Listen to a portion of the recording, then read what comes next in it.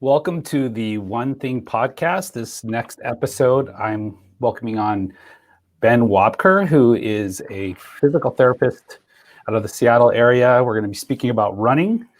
The One Thing podcast is a podcast that focuses on getting out health information and inspiration. So we're going to go into the topic of running. And Ben, welcome to the show. Thanks for having me, Dr. Randy. I appreciate it. Yeah, it's I've been looking forward to speaking with you. I know we connect about once a year or so, or maybe sometimes more often. You're one of the clinicians in this region that really inspires me, the way that you conduct your practice and your business. I would love to hear just a little bit about how you got into physical therapy, and also just speak about like how you became interested in an expert in running. Yeah, absolutely. Well, I appreciate all the compliments and then the email compliments as well. I hope I can live up to your billing. Well, I grew up in Redmond, and my parents, we moved here from Atlanta. And so I was kind of the new kid in town. Luckily, I had some athletic ability. And so that kind of was kind of the first venture into kind of athletics in general. And it was a way to, I think, not get picked on and also kind of fit in quickly. My parents both worked for the airlines, which, if anyone can remember, anyone's old enough on this podcast, Eastern Airlines, which had a lot of East Coast routes. They had hubs in LaGuardia and in Puerto Rico and Atlanta.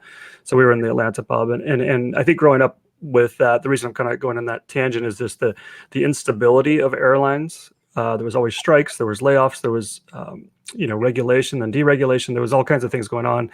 And as a youngster, I was at picket lines with picket signs trying to lobby for better benefits for flight attendants and pilots, even though I had no idea what that was. So I think growing up in that sense, I always was looking for a profession early on that would have stability. And I think for me, it was really quickly narrowed down to either law, accounting, pharmacy, or medicine, something where I was going to have a certification that would ensure employment and hopefully a decent salary that could support a family.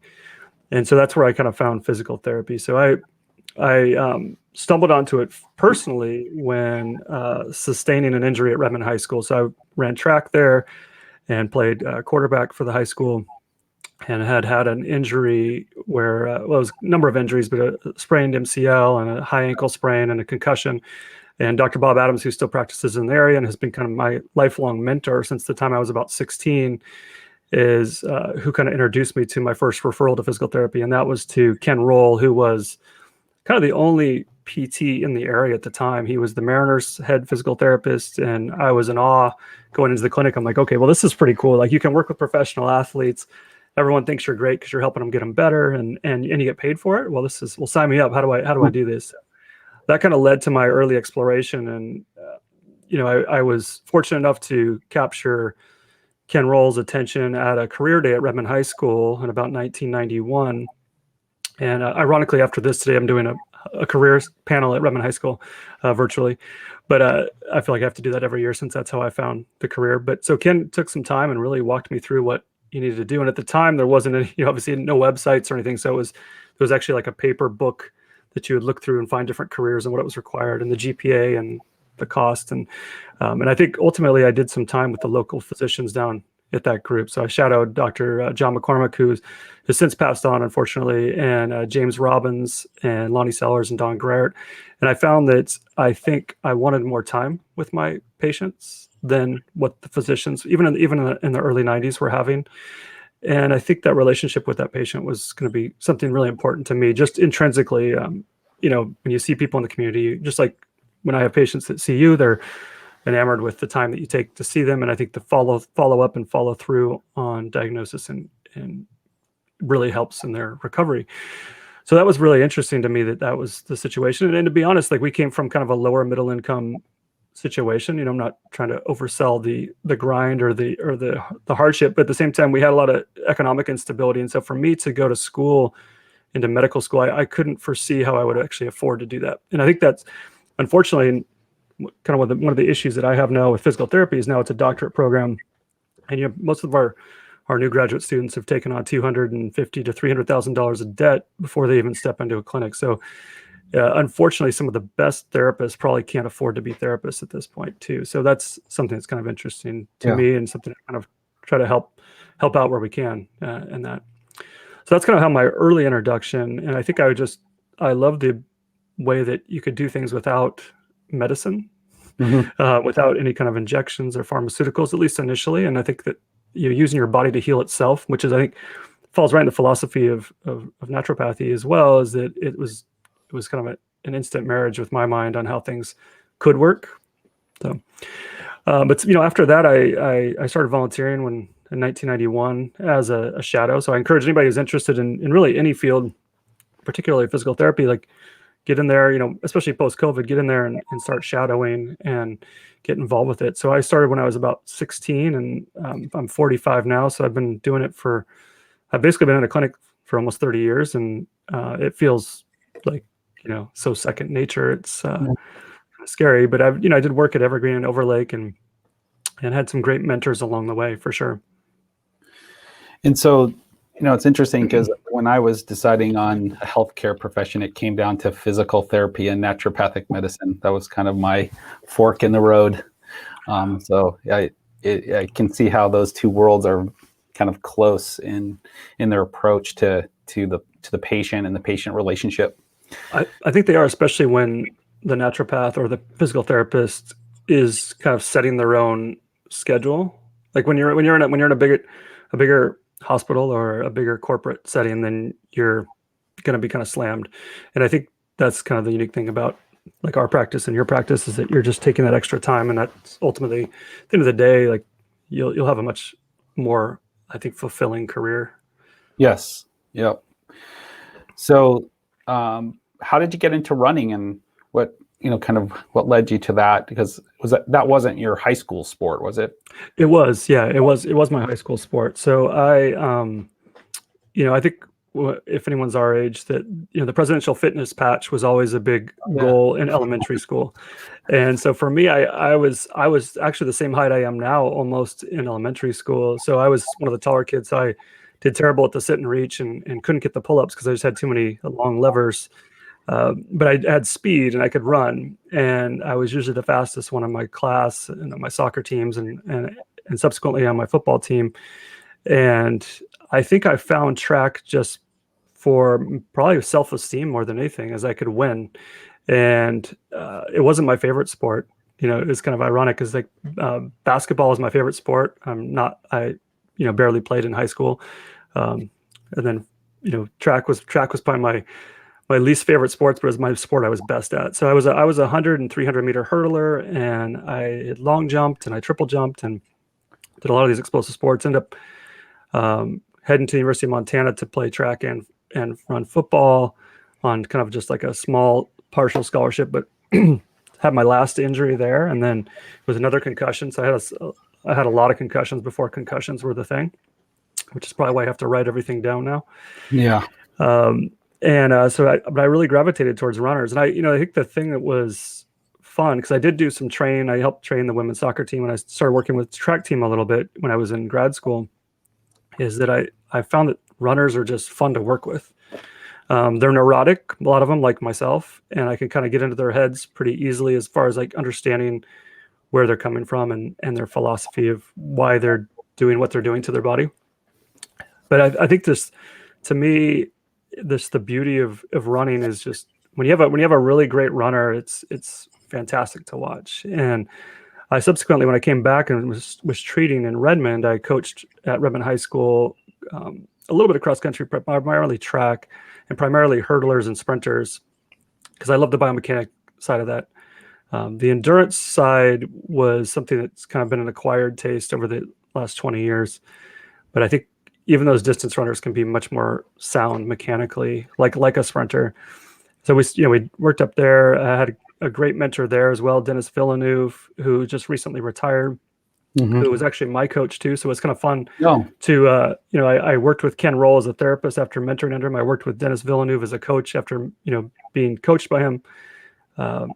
Same with Bob Adams. So I think those mentorship situations are really great. And, we had a really stable situation at home, had a great dad. And so I wasn't looking for that emptiness or trying to fill a void, but I think having great mentors and good role models was really critical to professional development. And then Dennis really did a great job of kind of embracing that love for runners and running. And he was, way ahead of his time on, monitoring mileage and looking at mechanics and visualization and diet. And so I thought those things were really cool. And the people that, had the skill and did what he asked were super, super successful. Mm. And the people that, just kind of went on skill alone could compete really well at the junior high or high school level, but they didn't make that transition to the next, kind of collegiate success or Pac-12 championship kind of thing. So that was really fun. So that's where I kind of got my spark for it. And in the meantime, my weight kind of fluctuated. Like when I was playing football, I was really quite heavy, but fit, but heavy, and I couldn't run very well. And so as I quit football, I could kind of lose weight. And then I started to enjoy running, and, I've done, quite a few half marathons and things like that now. But I enjoy actually coaching and treating runners more than actually running major distance myself. Although I am an avid runner, so I'm kind of a 30 mile, 40 mile a week type runner. So great.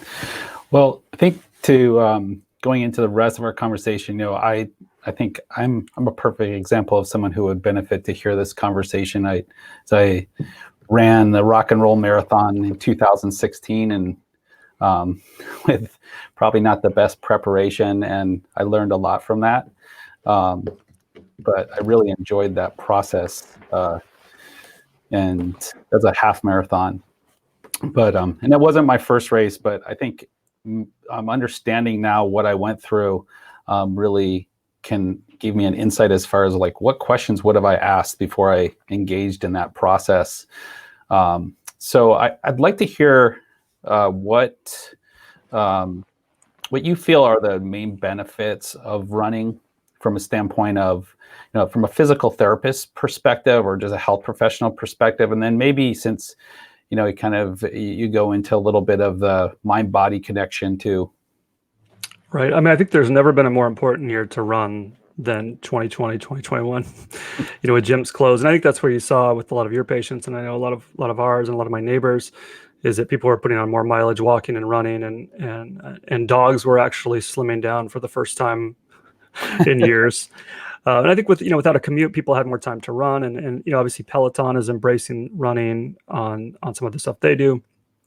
But I think the most important aspect to me is kind of that endorphin and stress release, and that really simplifies things in my mind. But it's just a really critical component to people's well-being, and I think it helps mental health, which is definitely. Obviously we have a serious pandemic going on there, but I think the mental health casualty of this whole process is going to be something we live out for the next 2 to 5 years. And I think running for a lot of people was a great coping mechanism. Now, obviously, for people that run too much, then that's becomes kind of a bone stress injury, or becomes a musculoskeletal MSK type issue. And what is too much? And I think that's the real question. So I think my favorite thing when I'm interviewing a runner, like this past weekend, I had 480 runners, and at this point in my career, I only see about a day of patients. That's all I can really handle on my schedule. But the common theme with all of them is I like to listen to them and hear their story. And that might be, of an hour visit, that might be 25 to 30 minutes is just me listening to why they're running. So the same question you asked me. And as you start to peel back that onion, just with when we were talking about diet during your podcast, the same thing starts to happen. Is like, well, I run because of this, or I need time away from my kids, or I need time away from my husband, or it's been a way to get self-esteem. It's been a way to control weight. And so those are things that are all components that are important to kind of appreciate and listen to as a clinician. I think from a musculoskeletal standpoint, what's important about it is it's going to, not spike your metabolism higher, but it'll keep metabolism at a level where people can be, I think, cheat a little bit more, depending on how they run as far as their diet. I think it's something that gives them, some tendon, work to keep tendons and ligaments healthy. I think there's been a number of studies recently too with a disc compression that occurs during running builds actual spine health beyond kind of the osteoporotic kind of thought process. And so I think there's a lot of factors, but I think number one is mental. And I think the mental side is usually what runs these people into injury as well. And that is there's a perceived thought of how much mileage they need a week. I see a fair amount of high school runners, and I need to be at 60 miles a week. And my usual question is, well, I'm not disagreeing with them. But well, why do you think you need? Well, the person I saw on Instagram gets 60 miles a week that I follow for running, and there's this a body or kind of perceived imagery that they need to be at that amount of mileage. And then at the same time, as we spoke about in your podcast, is that there was just the dietary side is not meeting the demand that they're required. So they're a fascinating group, but I think the psychosocial component, which I think a lot of therapists don't want to really delve into, the why and the questions, I think is actually more important than, oh, this foot mechanical issue, you have poor balance or poor proprioception, or so I think the biggest components that I find myself kind of counseling on is volume and surfaces and fuel. Like they're usually bone stress injuries. They're usually too much, too quickly, and without enough fuel. And so that's kind of it's difficult too, because I think people want to have a simple answer, like, oh, do this exercise with this band and you'll be fine. And it's really much more complex than that, as everything is. And I think taking time to listen, where when I was first practicing, we were seeing patients every 15 minutes. Like you can't delve into the psychosocial reasons for running or why they're running as much as they are in a really rushed visit. Right. And I think so it's a challenge, but I think to answer your question, I think the number one benefit is mental, or it gives people a sense of controlling something in their lives. And so whenever they feel like they need that control, I'm always interested to know why they don't have control in the rest of their life. Is it their schedule? Is it their Microsoft, Amazon, Google schedule just out of control? And this is their one release. And maybe it's still critical to run. And maybe taking that away from them is actually dangerous as well. So like I think a lot of therapists and physicians will be like, stop running. It's like, well, that's a really simple answer, but I think they still need to be getting out and doing something. So even if you're just giving them little increments of walk, jog, where they can still get out of the house and still break up their schedule, it's really critical. It's really interesting answer. And I, also, we can talk about cardiovascular benefits and brain benefits. I was just on a call earlier today where I learned there's some genetic pathways that, affect brain-derived neurotropic factor. And one of the best ways to improve that pathway is moderate to intense aerobic exercise. I know that if I go out for a run in the morning and then I sit down to write, it's like I have access to so much more of my resources in my brain. It's a very interesting connection. No, I 100% agree. I think like when artists or anyone really talks about flow, I think that the ability to achieve that after heavy brain activity is really good. And I don't know if there's more clarity.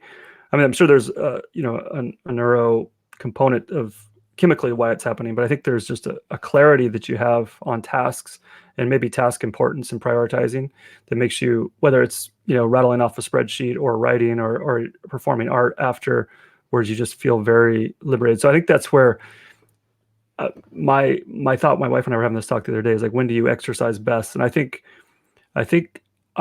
my body doesn't like to exercise in the morning as much, but I do it because I enjoy the benefits of that the rest of the day versus slogging through emails or work that you may have to do on the computer and then trying to at 3 o'clock then turn it on to go for a 5 or 6 mile run is sometimes very mentally difficult too. So I think getting things out of the way kind of actually helps the whole day in my mind. That's just what's worked for me. I think finding that strategy for time of the day, but yeah, I think the mental side is, and we'll find out more and more over the next 10, 15 years, I'm sure, on that, especially with all the data tracking and information we have on people. Yes. Yeah, absolutely.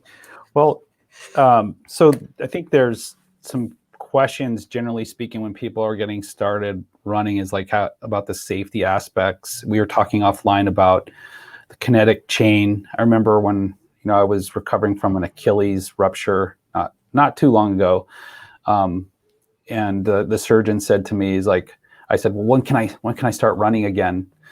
And because I was ready to get back out there. And he said, when you can do a single leg squat with perfect form, you can run. And I thought, I don't think I've ever done a single leg squat before this happened. And so that was an interesting answer, and it opened my mind. And I don't know if you share the same philosophy. Maybe that's a little bit extreme, but can you kind of talk about like the safety aspects? Like a lot of people might have put on like COVID pounds, and it's like, I'm going to go join a marathon and get this weight off and just head out and start running. What do they need to think about?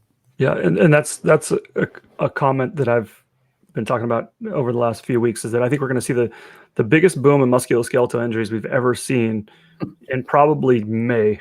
Like as the vaccinations increase, as openness continues to happen, and people get out and get more comfortable running, and races turn back on, there's going to be just a slew of injuries. So I think, like when someone comes in that's in fact, I have two people in the last couple of weeks that came in and they wanted to start running, and they were probably, if I was guessing, their BMI was definitely obese, but I don't put a whole lot of weight, no pun intended, in the BMI. But I think the situation there for them is like if you're say an average of 20 to 30 pounds overweight from where they normally are, for them since the last time they ran, is that we have to really find a way to keep the forces that are going to be attenuated across like the Achilles, across the plantar fascia, across the patella, at a place where the body can catch up to it. So meaning that what I would probably start them off with is, even though they're going to be resistant to this, is I want you just to go walk. And I think most runners kind of poo-poo or don't look at walking as helping. Walking is still loading the tissue. And then if you think about it too, in good form, walking actually provides a longer or wider dynamic area of stability required. Whereas running, hopefully you're a little bit more tightened up as far as under your center of mass. So I think it could be a very helpful thing for bone health, for tendon, for calorie burn, psychology of it again. And then what I would usually transition people to is I usually like to do a treadmill test if it's someone who really wants to get into 5K or beyond, and we'll look at what's going on there and how long can they hold good form. Can we even get to good form? And what is good form? Well, we're looking at knee drive and push off and hip stability and arms. And I don't think you have to have a perfect single leg squat, to be honest. I've seen people that, I've seen Olympians and people I've worked with USA track and field that can't do a single leg squat, and they're winning world championships. But I think there's some thought where that would help. I think depending on how long you're going to be in that stance phase. My soapbox issue, which we can delve into a little bit deeper at some point, is cadence. And cadence to me is the most underappreciated metric that we have while running. So for someone, when I do a gait analysis, and again, it's your cadence is your steps per minute measured. And what I usually do, and I think most people in research, is they'll count both feet. So if you're running for 60 seconds, you'll count right, left, all the way for the full minute. And there's been a fair amount of research that shows you want to be between, and there's going to be some outliers, but between 175 and 185 steps a minute. SPM, you'll see it referred to in the research. And so if someone I am working with that's returning to running for the first time in a long while, or for the first time ever, is where's their cadence at? And I would say most people that I see, which are a very tainted sample size of very injured people, is that they're usually about 158 and below. And so if I have that first time runner and I can get them into say 170 or 165, and they can maintain it for a minute, and then they revert back to their previous, then in my mind, that's when they start walking. So if you can run while your fitness allows you, and then walk when you can't, then we're not creating a bad mechanical picture where things can really fall apart quickly. And you'll see so many different types of injuries from that when the wheels start coming off the runner. But if we can get into that higher cadence, and again, you might not be able to jump too quickly. You have to do like a 3 or 5% increase on cadence per week sort of thing. And there's some different research studies out there there's a guy named Brian Heidenscheit and Rich Willey, and a bunch of guys that have great research on cadence and the progression of cadence. But there is a diminishing return though, because you're trying to maximize your ability to cover space. So if you increase pace too much but don't increase cadence, then you're going to overstride. If you're too slow a pace, then you're going to be you're going to feel like the road runner, not really moving. You're just going to be turning over really quickly. So there's kind of this fine line, but it doesn't necessarily mean that you have to go super fast. It just means you need to turn over.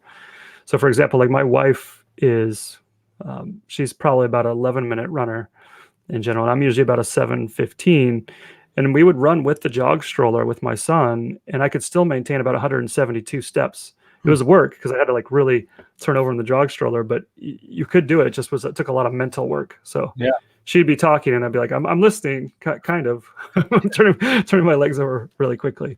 And when you don't have that, then you become a heavier heel striker. And I don't have an ideological position. I know there's people that are midfoot striker, kind of in that camp, and there's some people that are heel strikers. I think really just the center of mass is what matters. So where you're hitting according to your center of mass. And so if you were to drive kind of a plumb bob through your outside of your ear and through your shoulder and your hip, you don't want to be more than about a shoe and a half ahead of yourself when you're striking.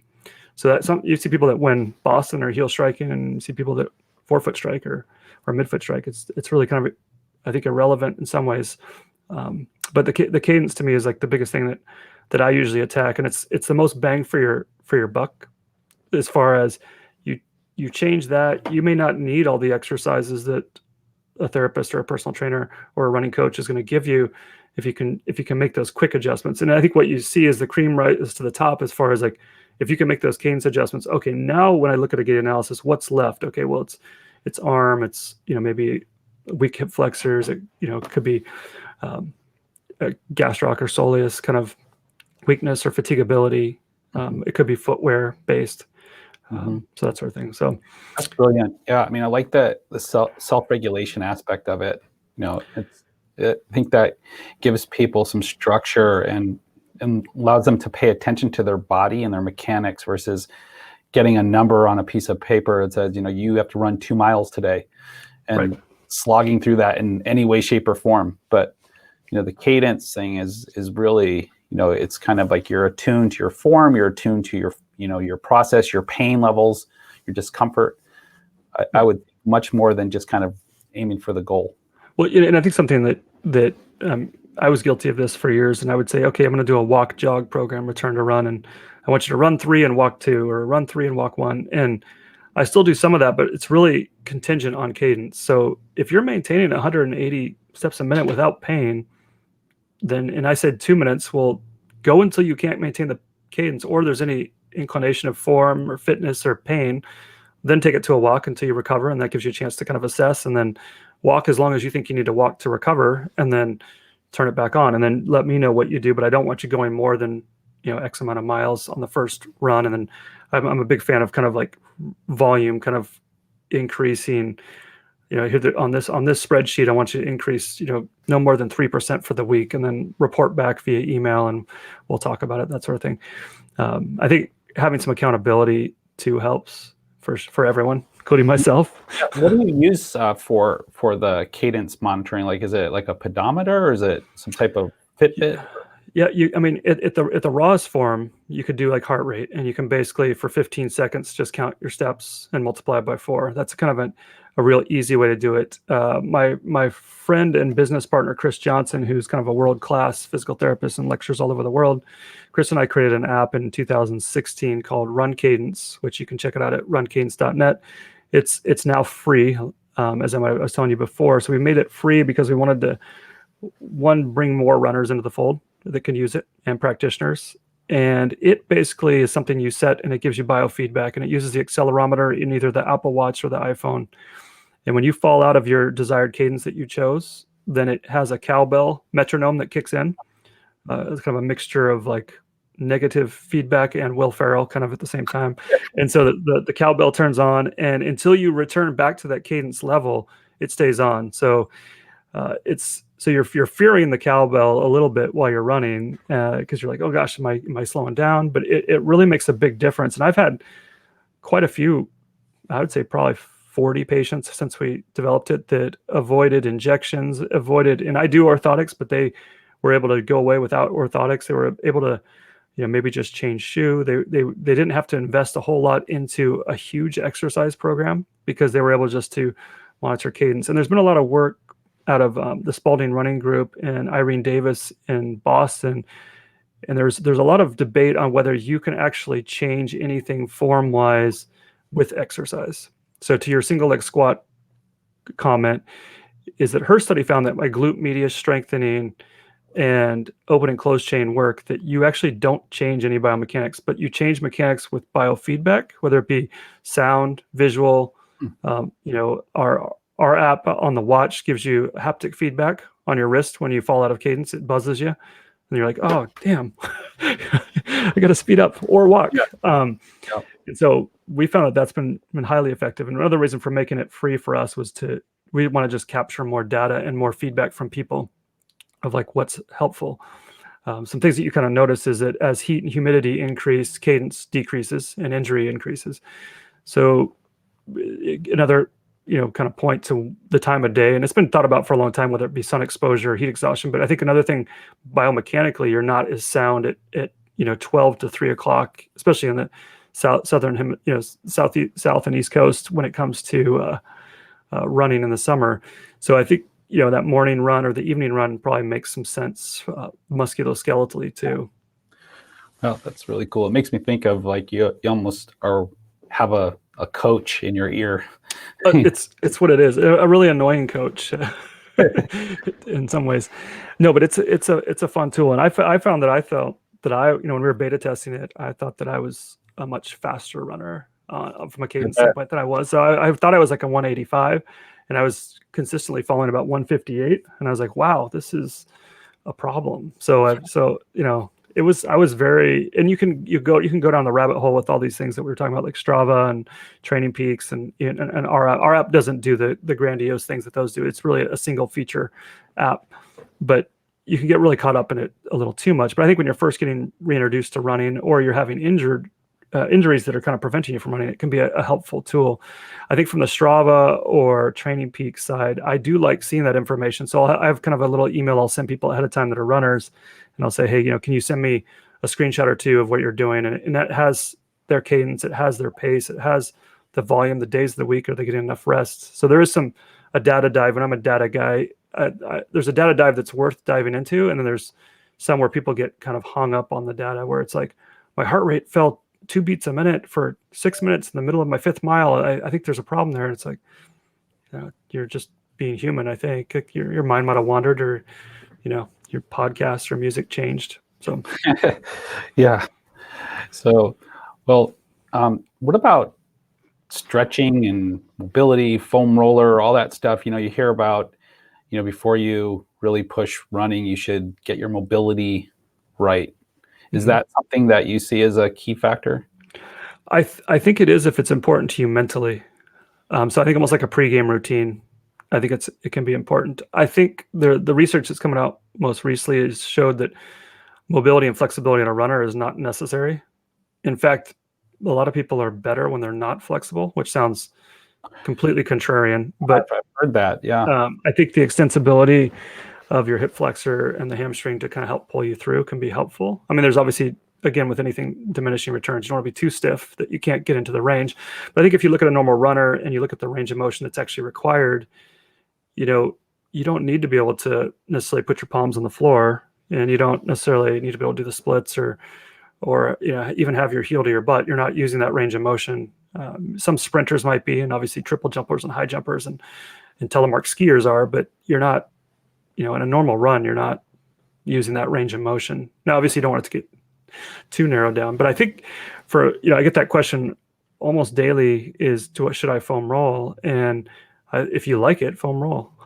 Sure. I like it personally. So is there research that shows you're actually creating fascial extensibility? Probably not. I mean, for those that have been in the cadaver lab, to like actually truly loosen the iliotibial band you could have serious traction with vices going on there, and nothing would happen. It's because of the yeah, absolutely. And with that multi-pinnate formation of the tendon, it's super strong. Reason why they harvest it, for some years they harvested it for ACL repairs. So it's so strong. And so I think what you're probably actually doing is creating a neurological change there and creating blood flow that maybe creates it prevents muscle inhibition. And I think people might feel good with that. And I think, rolling out the glutes probably helps the SI joint and the sacral plexus a little bit. It probably helps it get some mobility and some blood flow. Are you making any kind of permanent changes there? Probably not. But the question I have for people when they ask me, like, well, does it matter if you feel better doing it, or you feel better with your Theragun, or having a massage therapist work on you once a month or twice a month, and you feel better when you do that, then you should do it. If Yeah. it keeps you doing what you love, then like that's a good thing. Yeah, fair enough. I would like to just sort of go into that just a little bit further. The one thing I've learned from injury, I guess with stretching and warm up, if you are doing like a high intensity sport just like once a week, then that can be a problem, right? Versus like if you're doing a high intensity exercise multiple times a week, then the need for mobility exercises is much less. I mean, it may sound basic to people, but we have a lot of people who are weekend warriors, right? And they just go out and hammer it once or twice a week, right? And they're like this the rest of the week. Yeah, exactly. 90-90. Yeah. So I think they're more vulnerable to that, right? Right. They definitely are. And I think because they don't have I guess that, to go back on your comment, I think if you have the requisite range of motion for the sport, then you're fine. If you don't have the requisite range of motion, then you are going to strain or pull something, because you have to get that. So if you and I went out and we're like trying to punt a football, like full tilt for the Seahawks, like we would both tear our hamstrings because we're just not trained for that. So I think you have to have the requisite range of motion and strength through that range of motion. So, years ago when I was working with the Mariners, Ichiro was phenomenal. He was a rookie in the league, and he had the flexibility like no one else had, but he also had full strength through that range of motion. Where if you're just like a lot of our yogis that we see as patients, like they have great range of motion but no strength, and a lot of our men have great strength but no flexibility. So I think that bridging that gap, and people have a tendency to really do what they're good at, and so people do yoga because they're good at yoga. And I think if you had a lot of those people switch positions, that would probably be the most appropriate thing, where you have weightlifters doing yoga and you have yogis doing some weightlifting, and you're seeing some of that with CrossFit kind of helps some of that. But I think that would be kind of to kind of speak to your point. But yeah, the requisite range of motion for the sport, and I think figuring that out. So if you're playing soccer and you're going to be doing a more competitive league, then you obviously need that range of motion. But I think for most of our recreational runners, not sprinters, their range for most, there's very rarely someone I see that doesn't have the range of motion for running, unless it's like an ankle joint, like mobility issue, where it's something like to mobilize. Yeah. Well, we've talked a lot about this, but I'd like to just go a little bit further, is just some of these standard training programs that are out there that people might Google or follow. Like I followed Galloway's method when I was training for my half marathon. Mm-hmm. And then I've seen some others pop up that are kind of run less models, where you actually keep the volume down. We talked about that in one of our conversations about a month ago. Can you share like what's the general thing to think about when you're choosing sort of a template training program? I mean, I think, from what I've taken away from this conversation, that like Cadence would really be a guide to follow. However, I know a lot of people will want to see like a book or something like that. Right. A structured plan. I think much like diet, you need to kind of first look at what fits in your lifestyle. So if you only have comfortably and consistently 3 days a week to run, then that's probably what you should do. My preference, and I've done a bunch of the different programs over the years, just because I like to kind of body hack and see what I can do. My most successful half marathon that I ever did, and I wasn't like a world record or anything, but it was my fastest time at my oldest age, and that was 3 days a week running, which was hard because I like to run 6 days a week. But I felt like I could have 3 good days, quality runs, and I wasn't putting on miles for the sake of miles, and what I call dirty miles. They're not high. They're not race pace. They're not good cadence. They're just mentally so you can check it off the chart. Yeah. And I think that's where people get hurt when they start doing that sort of thing. I think it's going to depend on their body type too. If you're someone who if you look at kind of just the force ratio of surface, like, so maybe someone only has concrete available and they're 25 pounds overweight, and that's what they've got. So I think at that point you have to have that person really have more recovery time, because the amount of stress through the shaft of the femur and the tibia and through the ankle and in the soft tissue pressure is going to be greater, especially if they're kind of sloppy mechanically. And again, that's not a scientific answer, so it's something you have to kind of, I think, just like you do with so many of your patients, you have to have use kind of your gut instinct of the 25, 30,000 people you've seen over the years, and you're kind of like, okay, this is the kind of categorizing people. Sure. Which sounds bad because it is individualized, but you have to say, okay, in your mental Rolodex, like, what's been successful with this person? Right. So I would say most of the off the shelf, couch to 5K and couch to half marathon type stuff is probably fine for 75, 80% of people. But of those 20% of people where it's not fine, that would be good to involve a physical therapist or a running coach or something that can kind of maybe look at your body mass, look at your style of running, look at what's available to you resource wise.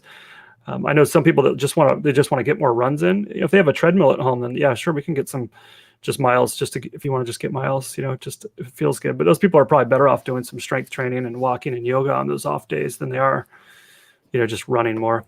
The difficult thing though, like, and I've got a bunch of friends that are high school coaches, but when you're at a high school level, the only thing at your disposal is really the track and more running. And so they don't have the ability to say, hey, let's hit the strength, especially right now we can't do weight training, can't go indoors. So here's what we're gonna do different paces of running. And when most people get injured, I think, is the quote unquote recovery runs, where they're running with friends at a conversational pace. So it's probably important psychologically and socially to have that recovery run, but it's not good biomechanically. So you're probably better off just saying, hey, go do 3 800s and then walk 4 miles with your friends and talk, or something like that. Yeah. To that point, though, that kind of jogs my memory too. Is one thing too, and this sounds really anal retentive, but you have to think about kind of your running partners too, because so many people, as we come out of COVID, I think are going to start involving running partners again too, which is super important psychologically and accountability wise. But it's very, very rare that those two partners are paired appropriately for their pace and cadence. And so you usually have someone that's fast run slow and someone who's slow run fast. So they meet in this middle ground, because your cadence will actually, it's a unique thing, your cadence will accommodate each other. So if you have a group of 10 kids, they'll end up on the same cadence. Like, there's just a sound to it. It's something very tribal in our DNA or something. But that will cause both people to have a possible injury. So I know there's certain friends of mine that I love to hang out with and I love to talk to, but I can't run with them because I have to run too slow and too vertical. And it's a painful run, where like 3 miles with them feels like a 6 mile run by myself. Yeah. That's the kind of friend you just grab a beer with, right? Yes. The same, similar philosophy is like when you're skiing with somebody, they're someone that can keep up with you, and vice versa is important. Okay. Well, if you could give us some just basic takeaways about running, some your top favorite things to kind of leave people with, that would be really helpful. And then I'd love, I was joking that you're kind of the James Brown of physical therapy, like the busiest man in physical therapy that I know. And I'd love to hear what you're up to. And people don't even realize you're so calm and collected today, but you're in the process of opening a new clinic and you're involved with so many things. And so I'd love to hear more about that too as we close today.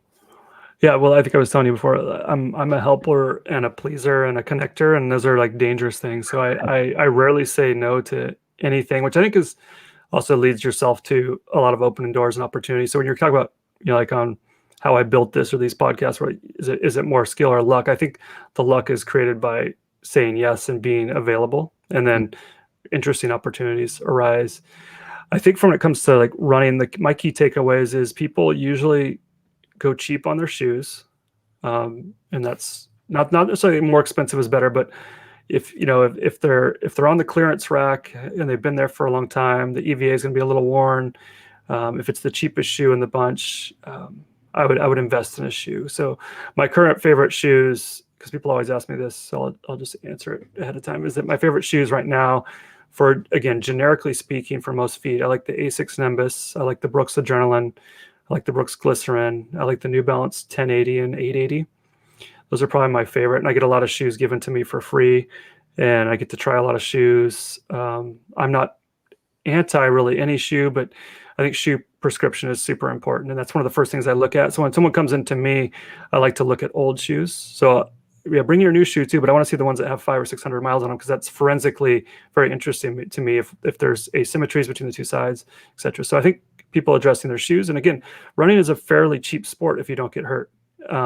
So I think, to me, I'd rather someone invest in a good shoe than come in for more PT visits. So I had this patient a couple of years ago, just a quick story, is that he was like, I'm like, you really need to buy a better shoe, and then you wouldn't be in here. He goes, I like coming in to see you. I don't really want to pay for the shoe. I'm like, well, you're paying for the visit, which is almost as much as the shoe. I'd rather you get a good shoe. And he was like, no, it's much better to come in and just get treated. I'm like, it made no sense to me. So I think investing in shoes is a real important thing. I think, like we talked about a little bit, I think where you strike is important too. The center of mass where you're hitting is really important. Knee drive, which is a very underlooked thing. Again, a lot of biomechanists will say, they want you at 90 degrees, which would be almost to your hip bones, like a sprinter. I think that if you can get just a portion of the way up, that would be great. Most people under drive with the knees. If you change your knee drive, you're going to change your cadence. You're also going to change where your striking point is too. Striking changes make a big difference quickly, both good and bad. So if you're more of a heel striker and you move to a midfoot, your gastroc-soleus complex is going to be on fire, and vice versa. If you go to more of a heel strike, your patella and hips will be a little bit more active. So I would say overall, if I was picking a strike pattern, if I had to, on a gun to my head, pick a strike pattern, I'd probably pick a midfoot strike. I just think historically people are a little cleaner looking there. That doesn't mean you can't be a really great heel striker though. So I don't have a tendency to try to change stride there too much. I think looking at someone's arms is really important too. So your arms is going to regulate the cadence below. So the quicker you move your arms, the quicker your feet turn over. Like anatomically, that's how we operate. And so sloppy arms, slow arms, soccer arms, I'll call them, where there's a lot of pivoting rotation going on, will definitely slow down your speed and your turnover for your lower extremity. Again, like I said, I do orthotics, but I would say of the orthotic referrals I get, I only do orthotics for probably 50% of the people. It's usually, I think a lot of people think that would solve it, and it's not going to solve it. And people I do it for, it's like, this is maybe 20% to 30% of the component. It's not the silver bullet. And so for that reason, we have the cheapest custom orthotics in the Northwest by design. Our lab laughs at us, but I want it to be something that's affordable. I couldn't afford orthotics. I had many stress fractures and stress reactions, which I didn't know that's what they were. And it just turns out, I thought that was just what running was. And it's actually just too much running and really cheap shoes. And I was running like Nike high tops for one track season, which yeah. I can relate. I remember playing competitive basketball for half a season in those Chucks. You looked good though. We couldn't afford like shoes, like fancy shoes. So it was like you get one shoe for the year, and that's your skateboarding shoe, your basketball shoe, your running shoe. So I can relate. Yes, and it definitely like made me appreciate shoes. Yeah, I've got a sad story, but a story nonetheless is at Redmond Junior High. So my dad was going back to school, and we were kind of, had really no income, not much at all coming in, and people would just throw away stuff. Like, so I pulled a pair of Air Jordans out of the garbage. What someone was just throwing away, because I was like, well, I can rehab these, and I glued the soles, and like I can play a couple seasons in these. These are gonna be fine. Yeah. So I'm not for getting the most out of the shoes as much as you can, but I would say, like, as income allows, I think shoe transition is really important. Yeah. Those would probably go on eBay for like 500 right now. They probably be worth quite a bit. Jordan 2s. I will say that you said that if I had anything coming up, we do have, when it comes to running, we do have I founded the Kirkland Shamrock Run in 2011, and of course we've been off last year. The race was postponed due to COVID, which makes a lot of sense. Obviously, even more so in retrospect now. And this year we do have a scavenger hunt, which will be small groups of people going out to different businesses where they'll kind of run and get times and have raffles and stuff. So you can find that at kirklandshamrockrun.com. And then the other race that I started with my good friend Johnny McCormick for the McCormick Foundation is the Redmond Derby Days Dash, and that might still happen. That is in Redmond Derby Days. So I think if Derby Days happens, then the Derby Days Dash will happen. So those are two racing events. Is that in the fall? Yeah. It's in July, probably around July 15th-ish, I'm guessing, if it happens.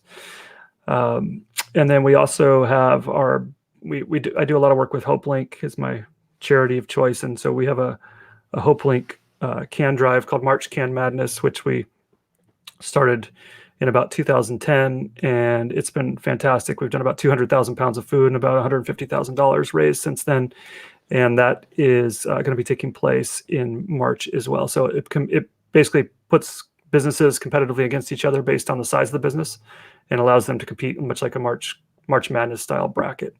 So it's pretty fun. You can check that out at hopelink.org if you're interested. And again, download our running app. It's free right now. So my partner, Chris Johnson, there is agreed to, this is a good path for us to just make it free. So we're getting about 1,000 downloads a day on that while it's free. So it's great. And unfortunately, I'll answer the question ahead of time. It is not on it's not on Android, and we do not have the finances to take it to Android. It's about to do a full launch of an app like that. It's about $30,000 to $40,000 per platform. Wow. And when you're not making any money on it, wives step in and say we should not do another version on a different platform. I don't know. Did you have another question? I was going to just a little bit. I mean, you're opening up in West Seattle, right? Yeah. That's big, like crossing the pond. Yes. We and how kind of our system works to do a little bit of a dive on it is we don't have a top-down organization. I'm the founder and the director of the brand and that sort of thing, but we have basically an investment and licensing agreement with each individual owner. And we decided that, my wife and I, Sarah, years ago, that we didn't want to have sleepless nights of running multiple locations and hiring and benefits and dealing with everything at each location. So each clinic is run individually by a manager and owner at that site. And so what that frees us up to do is to focus more on getting those guys busy, and those individual owners can then do the day-to-day operation stuff, which I'm a builder, not a maintainer, generally speaking. So the maintaining of a clinic is not super exciting to do that multiple times. I do love our staff that we have at the clinic I run, but doing that time and time again is not the goal. But we do have West Seattle will be opening up in May, approximately May, we'll see. And then we are opening up in Redmond again too. So we're returning to Redmond in this March, April period. So got two opening. Those will probably the last two we do for a long while or ever if my wife has her way. But we're really excited about those two owners. There's Sean Brenneman will be in Redmond. He's a longtime director at ATI and was ATI is a big domestic corporate physical therapy chain that he's anxious to kind of get back to kind of patient-centered care. And Mark Bama, who will be running the West Seattle clinic, same story. He was a regional director for ATI and is excited to kind of do that sort of thing and treat in the neighborhood that they both live, which makes a big difference. As you know, just like when you're in the community you are serving, you just have a different level of attention to your clients. Absolutely. And one of the reasons we kind of like that formula is that they're involved with their communities, and that's something I'm not familiar with the West Seattle community. I'm not going to be going to West Seattle basketball games and taping ankles, and that's something where Mark will definitely be doing those things. Excellent. Great. Well, and I just want to put a plug in for your website, Lake Washington Physical Therapy's website. It's lakewashingtonpt.com, right? Yep, it is. There's some really great information on there as far as their weekly webinars. Are they weekly or monthly? They're monthly-ish, sometimes twice a month, sometimes once a month.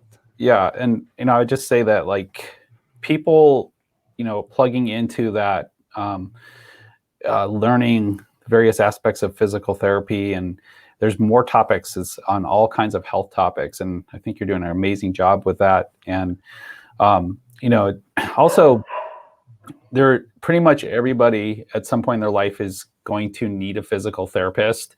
And I think it's really important to know who's good out there and who's really thoughtful and thorough, and knowing your physical therapy. And even if you don't need one right now, following and getting to know who the physical therapists are in the community, so that if that time comes, you can connect with your doctor for a referral, or I imagine some people can self-refer.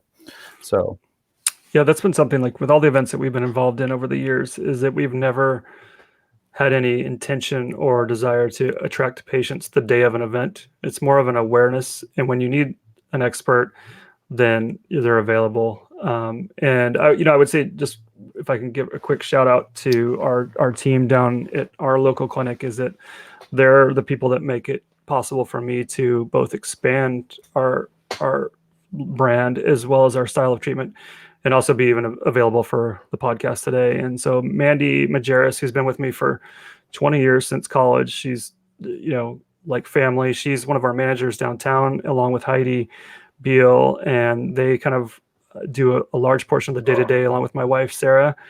And then Jordan, Carrie, Megan, Manny, and Katie kind of hold down the fort on a daily basis there, and they're doing a great job of treating. And then one of the unique things about these other partners is that, like Joe, who runs the clinic in Kenmore, he and I were aides together at Overlake Hospital in '93.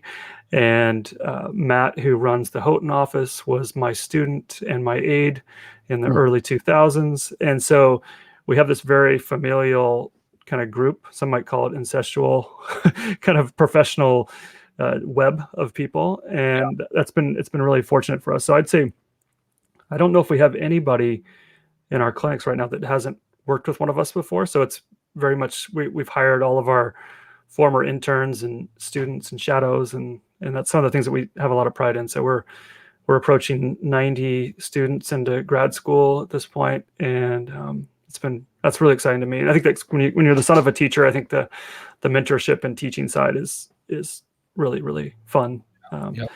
So, and then I have to give a shout out to my little son too, Trajan. So Trajan was kind of it's a whole other podcast, but Trajan we adopted in 2016, the same time we opened the other clinic, and we also adopted a puppy at the same time, which none of those were intended to be the exact same moment, but they kind of were. And as you know, with kids, it's been a good change for me. I took a 9-month sabbatical where I didn't treat at all for 9 months and just parented, and took that in and really enjoyed it, because we knew it would be our only, at least that was the thought. And it's been something that gives you a lot of perspective, and I think it helps you prioritize and, compartmentalize and strategize and negotiate and all these things that are.